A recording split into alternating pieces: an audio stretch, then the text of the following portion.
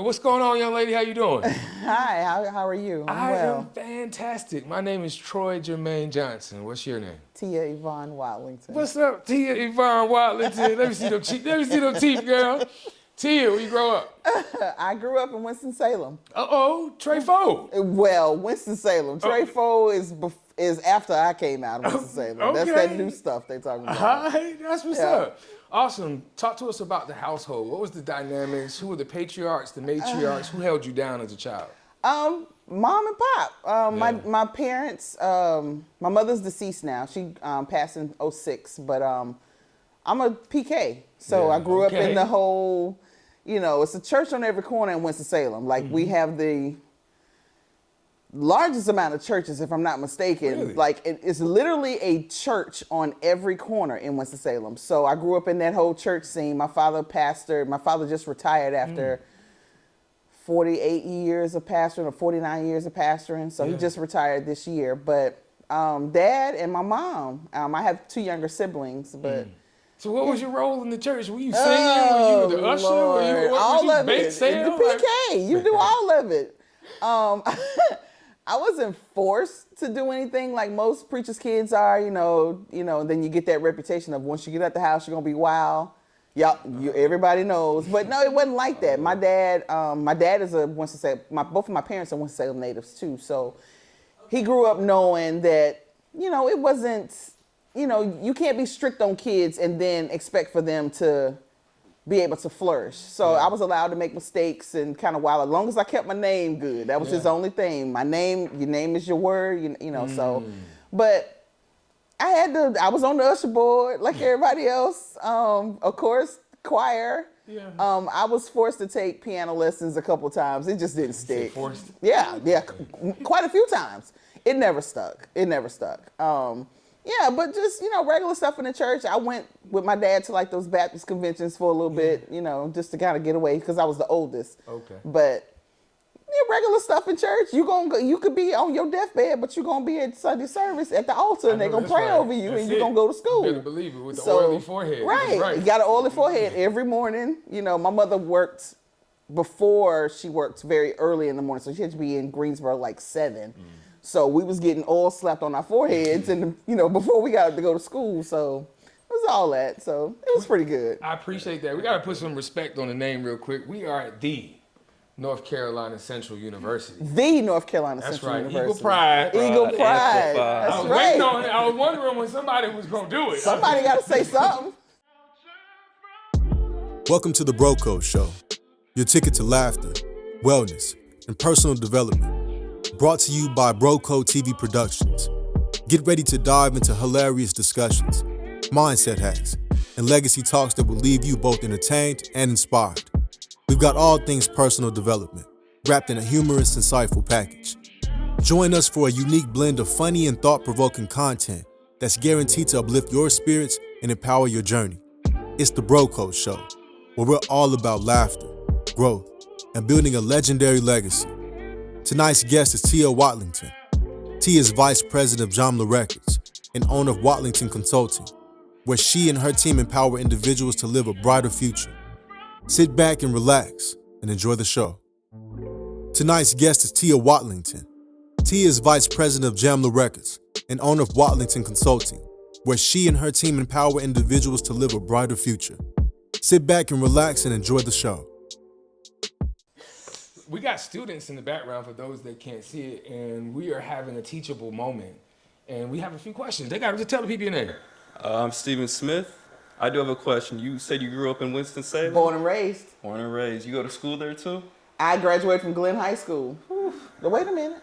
You said that like it was personal, right? Take offense. Wait a minute. Where did you go to high school? Are you from Winston-Salem? No, not at all. Okay. Most of my friends are from Winston-Salem. Okay, though. you hang around good people. From good stock, as the old folks call it. Amen. You said you grew up in the church? Oh, yes. Church on every street corner? On every corner. Still. Do you think it was like a religiously charged environment, even in high school? No, not really. Not where I went to high school. And like I said, where I went to high school, it was considered kind of the county. So it was in Kernersville.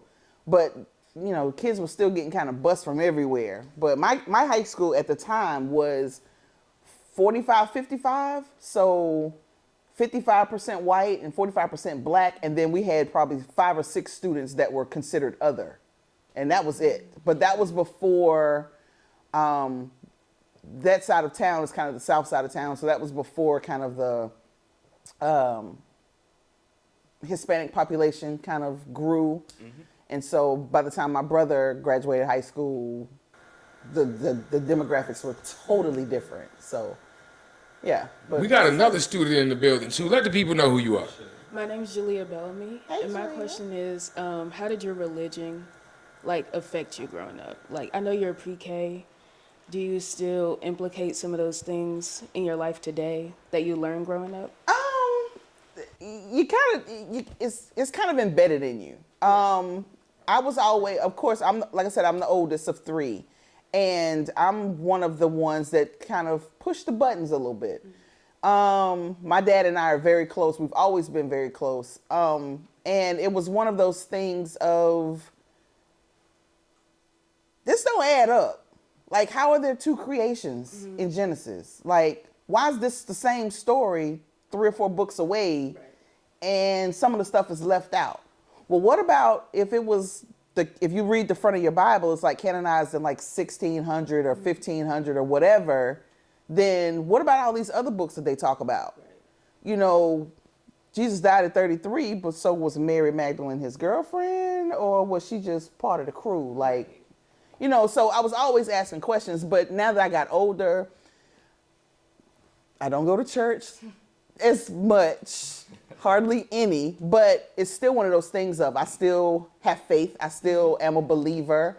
I still have questions. I still ask questions, but I was never taught, some people teach you you're not supposed to question God. You're not supposed to. Yes, you are. You're supposed to ask questions, because if not, you won't know. Right. So it's always been there. It's there now, but I just don't push it as much. But I still have that foundation of you have to believe in something, whether or not it be, whomever you call, but you have to believe in something. So that's where I am. So if we came to your home on a Wednesday night, there ain't no Bible study going on. what kind of music will we hear? You're gonna always hear some type. It depends on my mood. So it might be some hip hop one night. It might be some weird jazz collection. It might be Luther playing in the background. Yeah. My dad is an OJ's fan. Yeah. So it might be OJ's or Temptations. It could be anything. Now and it might be John P. Key, who's also a Durham native. I didn't know that. What about growing up? In the house? Yeah. Do we have a mix of music? Always had a mix of music.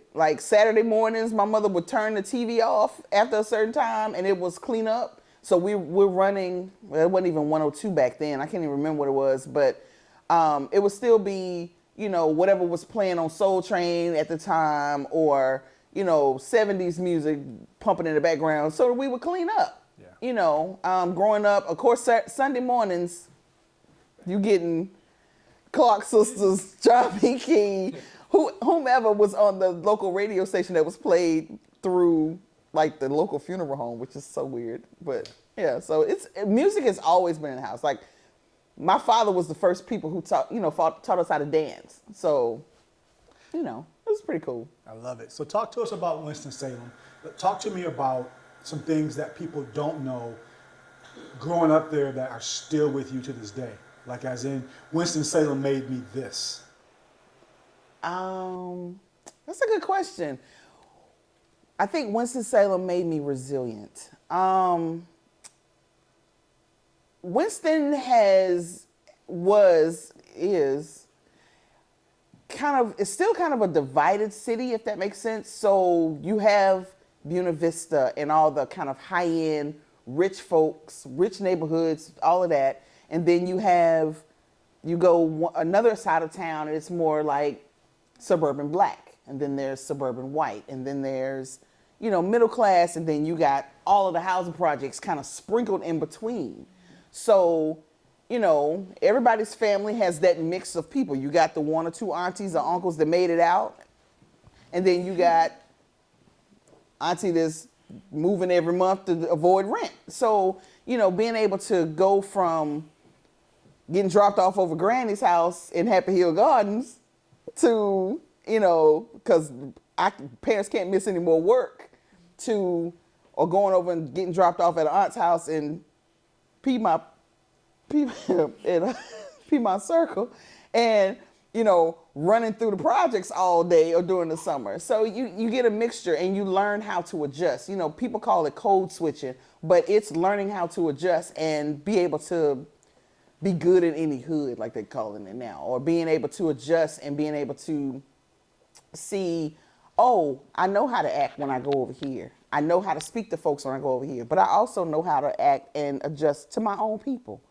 And you don't see, people say you don't see color. You don't see socioeconomic stuff. You don't see, I don't care how much money you make. If you're a good person, you're a good person. If you're not, you're not. Whether or not you got a dime or you got $1 million. So I think that's kind of how it formed and molded me. So I can deal with anybody most of the time. Anybody? Anybody. Man, Just about. Just about. How you feeling, Chief? I'm good. You good? You got you some water? You good? Yeah. They ain't paying us enough yet, so we had to take the labels off. That's right. New check. That's right. Stop playing. Don't- Branding no is a free- big deal. no That's free right. advertising. No free advertising. Yeah, that's a good question too. Hometown is Winston-Salem State. No, Winston, North Carolina. I did not go to Winston-Salem State, excuse me, Winston-Salem. We about to have trouble. My bad. PK. That's right. Yeah. When was the first time, or walk me through the moment you fell in love with hip hop? Oh. That's a good question. The first time I think I fell in love with hip hop, I think I've always been in love with hip hop. It's always been around. I mean, it just turned 50. I'm 48, so it's always been around. I think the very first, I bought a record, vinyl of, I don't know how I had it. I asked for it. It ended up in a Christmas gift or a birthday gift or something, but it was the vinyl of the show. Okay. And because my parents still had this, those really big stereos, and it lifted up, and it still had it was a chest, but it had an 8-track. It was dual. You were big money then, right? It still had the 8-track, and it had a record player, and then just the radio. But it was huge. It was like a piece of furniture. And I just remember playing that over and over until my parents bought a little separate one for me. Yeah. But I think that was the first vinyl of hip hop that I ever purchased. I remember the first CD. I was a freshman in college, maybe. And again, being a PK, it was Lil' Kim's first album. Yes. And you remember what that album It looked like? I had the cover in my locker. Right. Yes. But trying to convince my father Hardcore. and her attire. Yes. And I was a freshman in college, I think, when that album dropped. And trying to convince my father in the middle of Haynes Mall to purchase this CD and trying to explain to him, no, you don't understand. She ain't like that. Right. It's just the music. Yeah. So, but I think I've always been in love with hip hop. It's always been around. So, because it has a lot of the break beats from like James Brown and all that, it was easy to kind of be able to play in the house. Yeah. Sort Okay. of. I was wondering about that. I was like, okay. Yeah, like I wasn't playing Lil' Kim in the house Right. or Luke, but some of the other stuff, like I love Public Enemy. Okay. Like I love Public Enemy. Of course, most of their stuff has some type of element of Message. James Brown, Yeah. and it's a different message. And so being able to play that in the house was easier than Lil' Kim and the rest of them. Tribe Called Quest or De La Soul? Is that a fair question? I don't know. I don't know if that's a fair question. Nah, it's too, And I'm indecisive. So, I think that's a tie. Okay. I love them both. All right. Dipset, the Diplomat. Now you finna ask. Okay, let me tell you something about Oh, me in hip hop. Okay. My memory is terrible. Oh. I know who they trying to remember a song. I can remember lyrics from Lord, Okay. but no, just give your heads up. What's the last live performance you've been to that was really like mind blowing? Like that For was hip hop like- or just overall? period. Yeah. Music, but yeah. Mind blowing. Yeah, like yo, that was dope. Okay, so I'm also a big R&B fan. Okay. And Okay. when I tell you I love PJ Morton, Yeah. and I actually turned my sister on to and she's a super PJ. But my favorite artist of all time is Donny Hathaway. Really? Favorite artist of all time. Okay. And I think it's just the feeling that he gives in his music, or he gave in his music. And so Layla sounds just like him to me. And PJ Morton and Layla were on tour some part of the summer, and they were at the museum and the outdoor theater, and we went to that, and it was 1,000 degrees. Yeah. But that show was incredible. Like, it moves me every time. PJ moves me every time. Yeah. Every time. Yeah. Hip hop. Whew.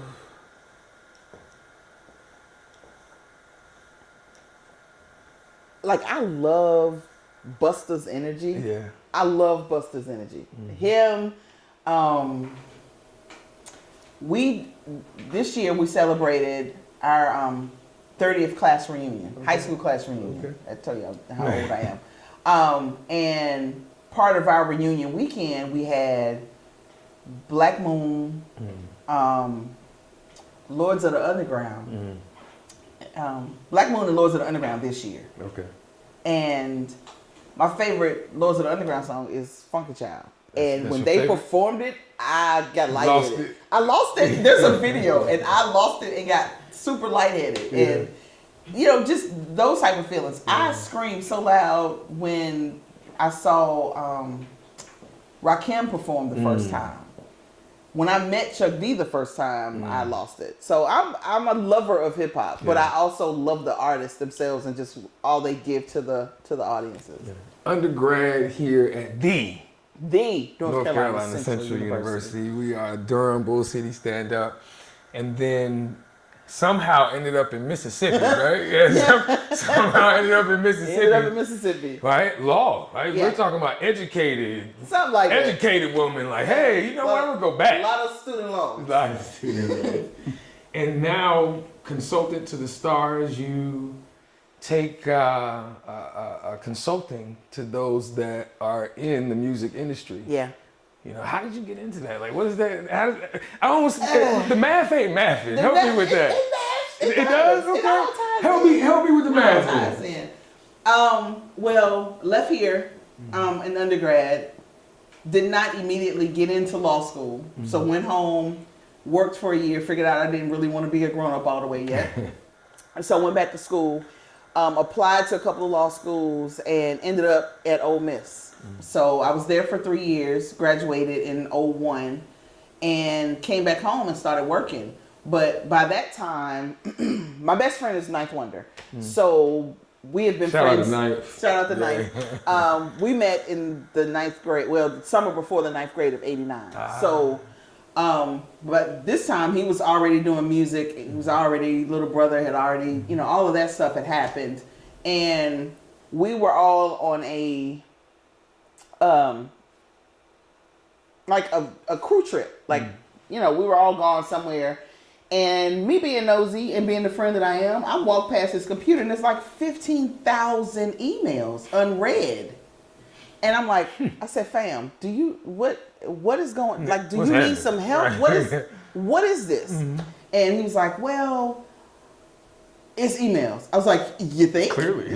So I said, do you need some help? And he kept saying, nah. He said, because, we're friends. He said, this industry is kind of, he's like, and we're friends. I don't want to mess, we doing business and then the friendship. And I was like, that's cool and all, but You need help. You need some help. Yeah. Like I said, let's get through the week of just getting through these emails. It's tough as men to sometimes. Yeah, and I mean, like I said, and he had an assistant that was kind of helping him, but he was handling all of his artists at the time kind of by himself. Like he had people in place, but he handles things very well. Yeah. So that's kind of how it started, and then that was like maybe the summer, and every couple of weeks I would hit him up and be like, hey, what them emails looking like? And he was like, they went back up, T. And I was like, okay, well, just let me help. Beginning of the year, I think all of us hooked up again for like Thanksgiving and Christmas when everybody was home. And I was like, look, you ought to let me help. I said, if I don't like it, I'll step away. I said, ain't no thing to me. You know, we're friends. We're going to still be friends. I still know your mama. You know, so that type of thing. And I think it started in like 2010, 2011. And that was when it was right after Jamla had already kind of established, started. And then I started like the year after, and I'm still there. And it went from that to like, I was his assistant, kind of just handling all the emails, to then I'm sending out invoices, and then I'm making sure that all the other artists' invoices and writers are straight. And then it went from there to like product manager, where pretty much just kind of everybody's emails go through me to, you know, those type of things, to kind of handling the business side of Jamla, the back side of it. And then it went from that to now I'm like VP. Yeah.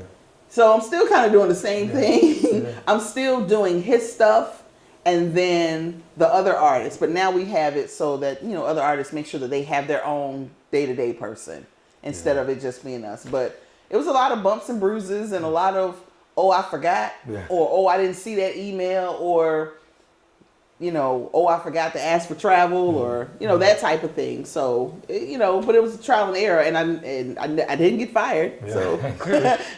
You got promotions, right? But you learn, and he was a gentle boss. Yeah. You know, we're still friends. We're always gonna be friends, and we were friends before all this music stuff, and we'll be friends after. But that's kind of how it got started. It was me being nosy, being a friend, and being nosy. I love that too. Oftentimes, friendship and business don't mix. You know, oftentimes there's some type of gray area for whatever reason. What is most important to you when it comes to friendship? Like, what are the characteristic traits that you look for? It's clear that you've created a good friend group. I have a great circle. Yeah. I try to pick people who I know if what I'll do for them, they'll do for me. I don't ask for a whole lot of stuff. I don't ask. I have this saying where I'm not going to chase you to be my friend. Yeah. If I call you friend, you're a friend for life. But I'm not going to chase you. I'm going to check in with you to make sure you're good. I'm going to check on your family. But if I call you friend, then we're friends. If I can't call you friend, oh, they're cool. Yeah, I know I'm there an associate. I work with them. I went to school with them or whatever. But if I call you friend, we're friends for life. And that's how I kind of keep my circle where it is. And, you have to trust people and you have to feel comfortable. You have to know, like, my friends know I'll walk down any dark alley with you, ready to rumble. But don't get me in no foolishness. Like, I'm with you as long as it makes sense. If it doesn't make sense, I'm like, yeah, that's stupid. Preach. I mean, it's I'm that friend. I'm loyal, and I expect you to be the same way. And I'm honest with you, whether or not it's what you want to hear or not. I can be a little abrupt, but it's what you want to hear or not. Little abrupt. Just a little bit, but just a little bit. Okay. But it's with love. Like I got you. Yeah. If we're friends. I love it. If we're not. There you go. Best wishes to you. My daughter is 13, and one of the things that I want to talk about next is your self-worth, right? And why that's so important. And then I want to talk a little bit more about, you talked about the business and, Ninth wanting to cover you from the business. Well, now you knee deep. You VPs. We want to talk about that. Okay. Women in leadership, being in the business. how you stay grounded, and then how you stay grounded in you. Okay. When we come back on the Bro Code Show. Okay. We'll do that. Discover the pinnacle of visual storytelling experiences with Bro Code TV Productions. From the artistry of photography to the magic of videography, the world of podcast production, exclusive red carpet services, captivating MC services, inspiring speaking engagements, expert panel discussion curation, and breathtaking drone services. The Bros have you covered. Elevate your events and storytelling with us. Contact Bro Code TV Productions now at 919-714-9905 and be a part of our incredible journey at www.brocodetvproductions.com. We're here to make any room better. Tia, we talked about a lot, but there was a couple things that you talked about before we went on break. One, climbing the ranks. You went from the nosy young lady with emails, now you VP, like you up there, like you in there. Still nosy. You're still nosy, right? But the one thing I also heard too is being a good friend, filling in gaps. Like you saw that there was a need and you stood in that gap. But you also said that the industry itself could be a little muddy. Yeah, and that's in anything, but the industry as people call it, it can be. And how do you deal with that? Like how do you, now you've climbed the ranks, like how do you navigate that, still being that friend, still being mindful and not losing yourself? Well, I think because how we at Jamla move as a unit and how we operate. Ninth is a big basketball fan, so he always talks about how it's a team sport and how he kind of leads as like a basketball unit and a basketball team, and that's kind of how it is. We have our own separate like execs, we have our own separate kind of communication method and how we do things, and then it's spread out, and he may handle this part.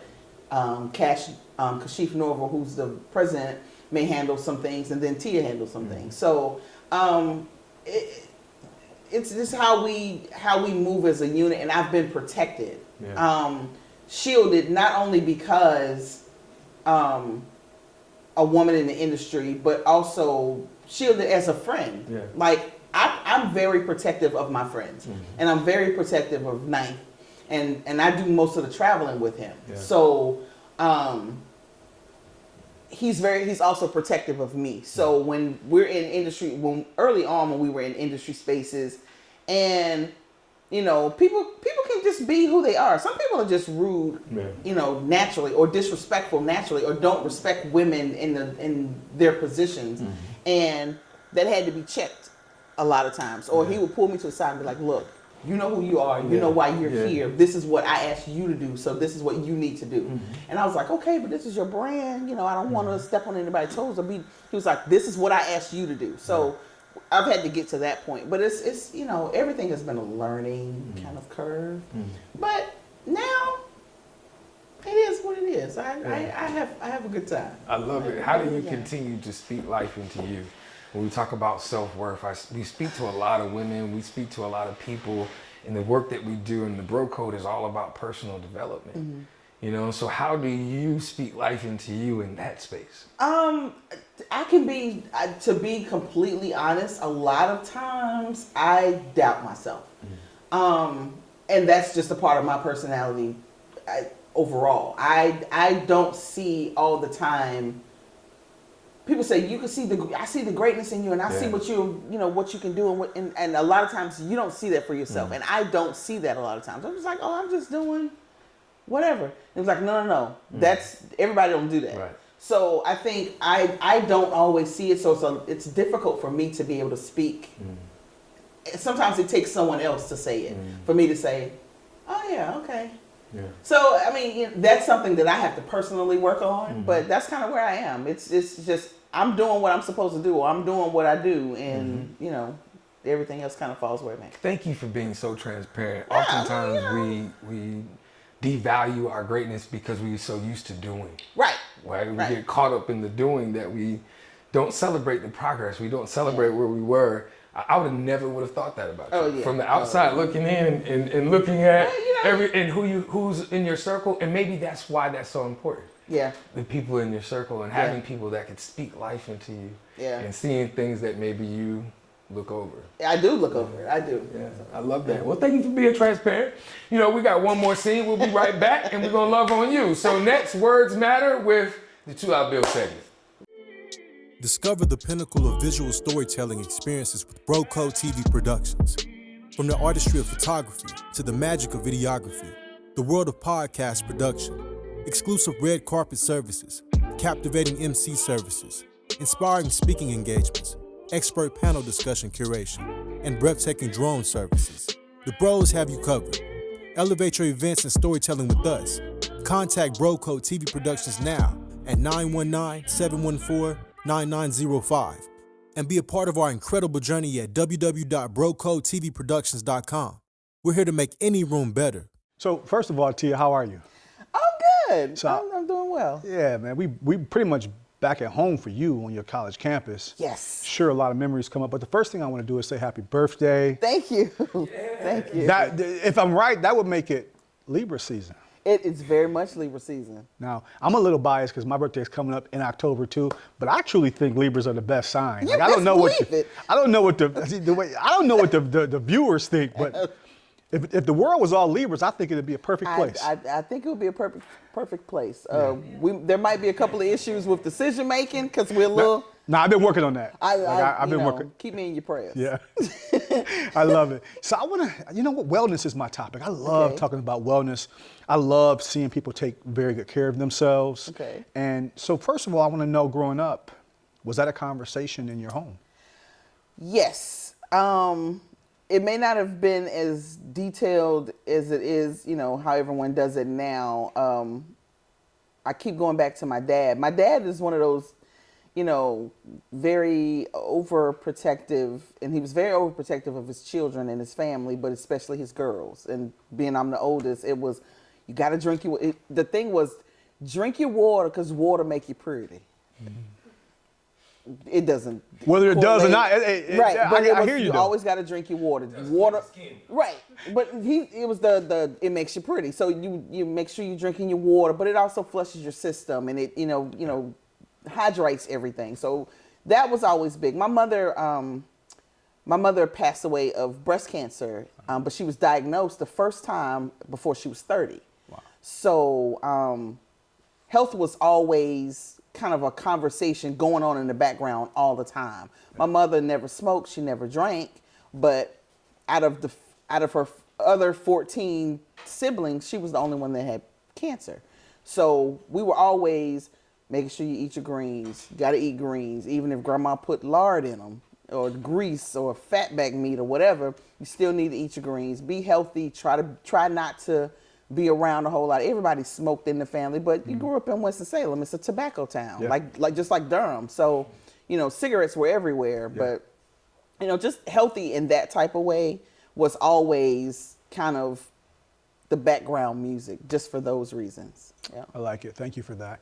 So, as a culture, we're seeing a shift. Definitely. We're seeing some hearts and some souls open up in a way of we need to take better care of ourselves, and not just, you know, financially. Right. Right. We've always wanted to do that, Right. but now we're taking care of our health.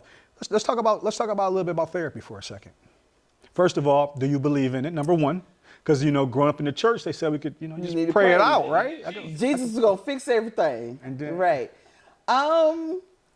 I do believe in therapy. I do not partake in therapy myself, but I do believe in therapy, and anyone who goes, I think it's great for you. Now, let's lean into black men, because a lot of us, A lot of black men will not go. just period. Yeah. Okay. Because they think the barbershop is therapy. And it can be a form. Or the locker room. A low level. It could be a low level form. I mean, just like our nail techs and our hairdressers are the same. Same thing. I think as long as you're able to, and I'm no professional, but I think as long as you're able to speak on those things and feel comfortable in releasing however you need to release. Yeah. Sometimes that is therapy. Sometimes I can call my best friend and I'm just like, all right, I just need to vent. I need to get this off. And he'll be like, all right. And he just sit there and he listen. I might cry, I might not. And then after about 10, 15 minutes, I'm good. Yeah. And then about 10, 15 minutes later or a couple of days later, he'll hit me like, you good? Like, you good? And And I'm like, yeah, I'm good. And then sometimes as a Libra, I hold things in until it bubbles over. So, but I think any way that you can release and any way that you can vent and talk to somebody in a safe space, whether or not you're paying for it or it's paid through your job or it's somebody that you trust that's you're not going to hear about it on the street later on, I think it's good. Yeah, I like what you said, because access to therapy is not there for a lot of people. It's not there for everybody. And not only that, it's expensive. One of the things we've done in our friend circles as men, as committed to saying, yo, we don't do that. We can talk about things. Yeah. We don't judge one another, no matter what the situation is. So I appreciate you talking about that. But I think people also, I would feel more comfortable, and some people are like this, would feel more comfortable speaking to someone that looks like them. And it's definitely hard to find African American therapists. They're out there, and I know a couple in this area, but it's harder to find. That's a great point. I wasn't going to go there, but we have some friends that are therapists that have actually switched professions because of what you're talking about, and now they're overworked because everybody's coming in and they're burned out. Yeah. So they want to do something who do they different. talk to? Right. So I think there's something about, it's not a perfect science, but the energy of me knowing where you're from. Right. And the little nuances. Yeah, like you can't make that up. You can't explain blackness to someone who's not black. Right, so say that again. You can't explain blackness to somebody who's not black. You can't. Like, you can. Oh, I empathize, but you don't understand You know how I how it feel. feels when I walk in a store or I get in an elevator, or if I express my opinion, then I'm considered an aggressive black woman or an angry black woman. But you can show me tears and the whole world falls for you. Now you getting head shakes in the crowd over here of what you just talked about. I mean, but it is what it is. It is. Dr. Yaba Blay, she was a professor here, and she always talks about white women and their fragility. Yeah. And it's not I don't get that. As a black woman, I don't get that. So I'm automatically accused of being aggressive. Okay. But that's off topic. Well, first of all, no, no. we're gonna lean in that because we're going in right now. We're gonna switch gears and go into women in leadership and women and all the great things that's happening. But do you still feel that way? You're educated, highly educated. Yeah. And do you still get slights like that? And like all the time. I'm smarter than half the people that I have to answer to. I have more education, and I have more just world experience altogether. And we're taught do great in school. Go get more education. You have to be twice as good to get half as much. All of that is still embedded in us one way or another. Yeah. But if I don't agree with something because it doesn't make sense, like I'm one of those, it needs to make sense. If it doesn't make sense, hey, there's an easier way to do this. Or as my father always says, let's work smart, not hard. Yeah. So if I express that, well, then later on there's a review of some type, and it's she's combative, or her opinions come off as aggressive, or I am intimidated. sounds like some insecurity that would be in the room sometimes from other parties. Now, let me ask you this. On that subject, though, do you play down to that? No, absolutely not. What's the if you were speaking to younger women who haven't gotten that room yet, how would you play that out for them as a blueprint? What I would say is you have to be mindful of your tone. Either way, they're going to be offended because they're just going to take offense with it coming from me. But if you're going to say something, be mindful of your tone. You almost have to do that whole code switch type of thing, but be mindful of your tone. Make sure that it's facts and not feelings. So we don't get aggressive and get in your feelings. Make sure that because anything that you miss, that's going to be the one thing that they pick up on. But other than that, if you know your stuff, you know your stuff. So facts over feelings, that's another shirt, by the way. Facts over feelings. And I love that, coming in with your data. Yeah. Know what you're talking about. Know what you're talking Details. about. Because if you don't, that's the one thing that they'll pick up on. Yeah. And they'll run with it. And that's generally anybody. Yeah. But we have to be careful of how we say things because we're already seen as, just like with black men, they're seen as the big black scary man, and you're seen as aggressive and a threat to them. So personally, just when you say aggressive, you know what word pops in my head? Oh, it's confidence. Yeah, That's what it is, but there's this, and don't see it that way. there's somebody watching that doesn't understand what it is. It has nothing to do with anything other than I really believe in myself. Where I'm from, we have to, and I walk this way because there's this spiritual greatness inside of me. This has nothing to do with y'all. This is just me. I don't know what y'all got going on, but I'm not gonna ever dumb myself down. Right. In any. Now I'm respectful. Right, and you have to be. You have to be. But I hear that a lot. That aggression. I'm not aggressive. Right. I'm just confident. That's what it is. Thank you for sharing And that. I know what I'm talking about. Now, how much does that come into play? Where it's like, you know what? Don't go in the room and just be overconfident when you don't have the facts. Play your role. Know what your role is. Play that role. And if you're asked to do more, then do more. It's a balancing act a lot of times. Speaking of facts, women are graduating at a higher rate out of college. Yeah. Women are starting more entrepreneurial businesses at a much higher rate. Speak to us of why. Why is that happening right now? When traditionally we would stay at home. You were stay at home. That's a huge catch up. That's a lot of work. There's something going on. There's a shift. Why? We're tired of working for other people. I mean, folks are tired of we're tired of working for someone else who's, again, may not be as educated as we are, may not have put in as much work as we have, because we don't get skipped to the front of the line a lot of times. And also just, we want to do something else. We want to experience some things. There's a lot more accessibility to things now, and we want to see it all and be able to do it all. I'm kind of scared to say this, but I'm going to say it anyway. Say it. Historically, with a lot of the success that we've seen, behind the scenes, there was a woman most of the playing time. a major, behind the scenes that you talked about earlier, a major part in a lot of that was going on. Yeah. That's a true statement. There are always people behind the scenes. You see the face of whatever it is, but a lot of times there's a lot of people behind the scenes that do a lot of the work too.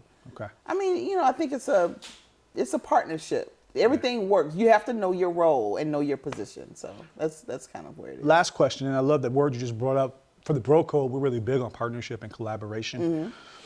It's one of the things that's helped us build what we're building on the nonprofit side and on the content media production side. Okay. How big is partnership? And also picking the right partnerships strategically, how important is that? Because I can't work with everybody. That part. Some people are great at what they do as long as they're doing it by themselves. So I think with partnerships, it has to be, people have to know what their role is, know how they fit into that partnership or that business or that brand. Personally, I know there are things that I don't touch, that I can't do, or that I'm not comfortable doing. But there's someone else there within that partnership that takes up that slack. Yeah. And there's some things that they can't do that only I can do. Yeah. So, but I also think that it has that team and that partnership, you have to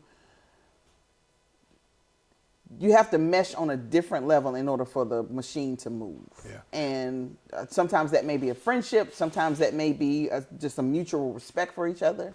But something else has to be there in order for it to work. If not, you're going to, every time they have an idea, it's going to be like, here they go again, yeah. But this is my partner, so I got to listen, even if I don't agree with it. So I think it has to be something else. Now we're sitting on, thank you for that. Yeah. We're sitting on a beautiful HBCU campus. Absolutely. Right? Shout it out again, because I can't say it like you said. The North Carolina Central University. North Carolina Central University. How big of a role? Because it was silent at some points. It wasn't so mainstream. Now there's this different now. We talking about it now. How big of a difference did that play in your life? Coming here to North Carolina Central? Yeah. I loved my 4 years here. I absolutely had a grand time. And homecoming is everything homecoming is supposed to be. Yeah, I saw the last one. Oh, it was. Oh, and it was 85 right? degrees in November. 85 degrees in November. Perfect. For homecoming. homecoming. I had on shorts and a tank top. We've had at least 15 guests Dear God. from this campus. Every last one of them have said the same exact thing you said. Homecoming for us. Because it was so epic this year. And I'll get back to your question. No, but you're good. it was so epic this year because the last 2 years the high was 42. Yeah. Do you know what 42 degrees is It's whipping cold. through these buildings Yeah, it's that cold. wind? It's cold. So, but for it being 42 and then the whole week leading up, it was 85 degrees on that Saturday all day. Oh, it was incredible. I had a ball. Yeah. I had a ball. Yeah. But to get back to the question, the North Carolina Central University, played a major role. Like I got here when I came to Central in 1993. Wait a minute, no, woo. Wait a minute. Hold on. Pump the brakes, relax. But getting here, then I actually came in with about 5 or 6 of us from the same high school, from my same crew that we still run together to this day. So all of us got here together. And that was, I think, kind of a safety net security blanket at first for us until we kind of got our footing and did our own things. But I learned everything as far as how to deal with the financial aid office during those days and the bursar's office and folks who was sick of working and tired of these teenagers in here running everything. And between that and learning discipline on a collegiate level with sports and learning how to kind of time management a little bit better for classes and getting those 8 o'clock, because I had all 8 o'clock classes because I was wanting to be done by 11. purpose? On purpose. Okay. Because between practice and just wanting to be done, Yeah, you had all day. I had the rest of the day. Now, what So, sports did you play? I walked on as a volleyball player. I played volleyball and softball here, but I walked on as a volleyball player under Coach Schuler, Sandra Schuler, and then she retired, and that was my sophomore year was Ingrid's first year, and Ingrid just retired from here. So I played under both of them, and J.D. Hall was a football coach. He's passed away now, but he was a football coach, so he was also the coach for softball. Yeah. So we played under him. So I'm a girl dad, and my girls played volleyball.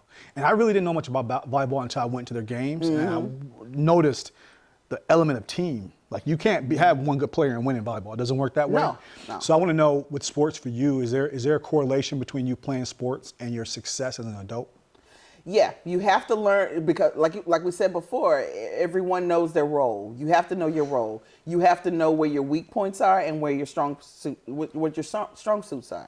And that's kind of how volleyball is. You know, some people are great at blocking at the net, and some people are great with defense and digs. So you have to kind of know what that is, and you rotate them in as they come, just like in volleyball. So that played a role in knowing when you link up with folks, okay, when I link up with these people to help them, I know they are not organized. So I know that's going to be my role. Or I know they don't know how to, the run of the show is not working well. So I know I got to stay on top of my folks so that they don't get frustrated because these folks are don't know how to do their job properly. So that's kind of how teamwork works and how playing sports all those years kind of played into it. And I still play softball to this day. Yeah. Well, I didn't play this year because I had surgery on my elbow, but other than that. Okay. We're good. Thank you. Discover the pinnacle of visual storytelling experiences with BroCo TV Productions.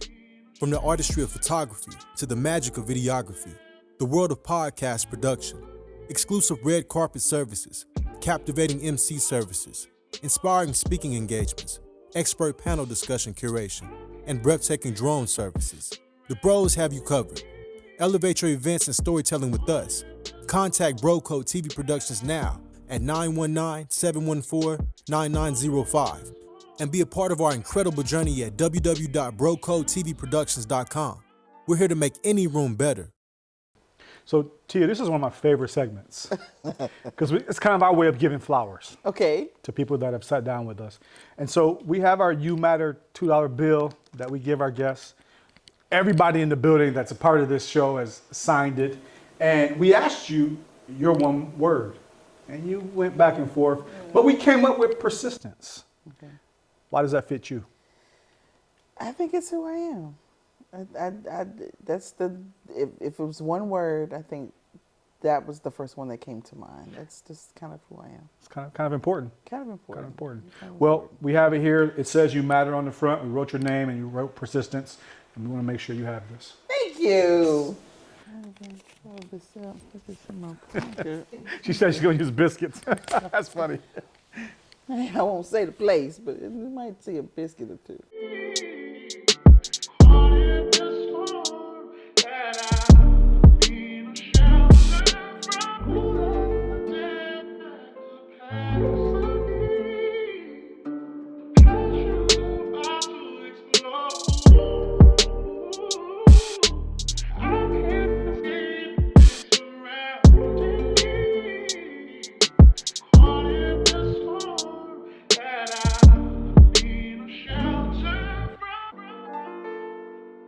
Miss Tia, Yes. what's happening?